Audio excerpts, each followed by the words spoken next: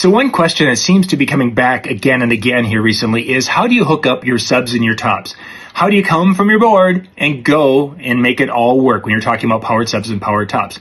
Now, the best way, and some of you are going to disagree with me on this one, is if you can run a mono signal, I would recommend running a mono signal out of your board, because that way, if you have people on your left side, they're hearing the full version of AC/DC, You Shook Me All Night Long, and if they're on your right side, they're hearing the whole song. Otherwise, if you're in stereo, they're hearing only parts of it. And there's other songs like that, but that's one many of us know. I would recommend running mono. Is it bad if you run stereo? No, but there's some songs that are very right-left, especially some older tracks, and it doesn't add that much, because if you're over on one side of the floor or the other, you're not hearing the other side of the floor. So it's really kind of the DJs who are like, oh, I gotta play stereo. It's ridiculous. It really is. So you're coming out of the board with your XLR cables, and the best way to do this, now there's two ways that people have talked about it. Oh, I run into my tops and then go down to my subs. That is a possibility. But most of us go into our subs and then go to the tops.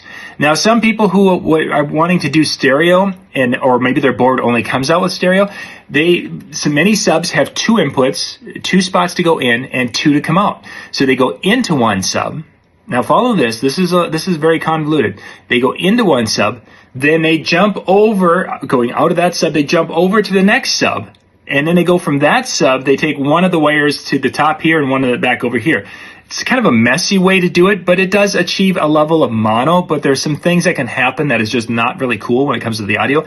So it's highly not recommended. The best way, having the board set or the software set for mono, coming out with your right and your left, and you go to the end of the sub. Then you go from the sub to the top. Now, some subs are going to allow you to do a high pass filter, so that basically everything that goes to the top is basically going to have everything at a point that the sub covers rolled off. So the top isn't receiving that. Most subs are basically going to only take care of themselves. They're basically going to just filter off everything that's too high for them, that you can adjust it. But basically the higher frequencies the sub's going to just throw away and only focus on its low end. Then you go to your top, and your top has the setting to go and roll off everything on the bottom. And hopefully you've set them right so there's no gaps in the sound frequencies. Into the sub, going to the top. Why do you do that instead of going to the top and down? Well, first off, you'd have two audio wires going up instead of just one. Secondly, is that a lot of speakers, when they lose power, for whatever reason, whether they're unplugged or if they shut down, catch this one, if they shut down and you go to the top, and if the top happens to you, you're really pushing hard, and the top shuts down. Oh my gosh, my left top just shut down. 9 chances out of 10, once it shuts down, it's shutting down the signal that was going through it down to the sub. Not all of them. I've tested some where they do, some where they don't.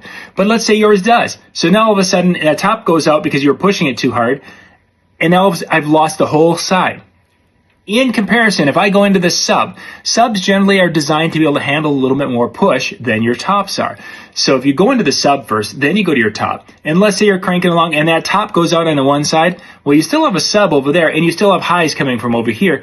So it's going to be noticeable for those who are in front of it, but it's not going to be something that's going to be like a screeching, oh my gosh, what happened type of thing for everybody. Whereas when you lose a whole side, that generally is kind of a big thing, because that room filling bass is no longer there. And that's the part that people will detect in many cases first. So going into the subs, have them set at the crossover point of 100, 110, whatever it is. So it's rolling off everything above that point.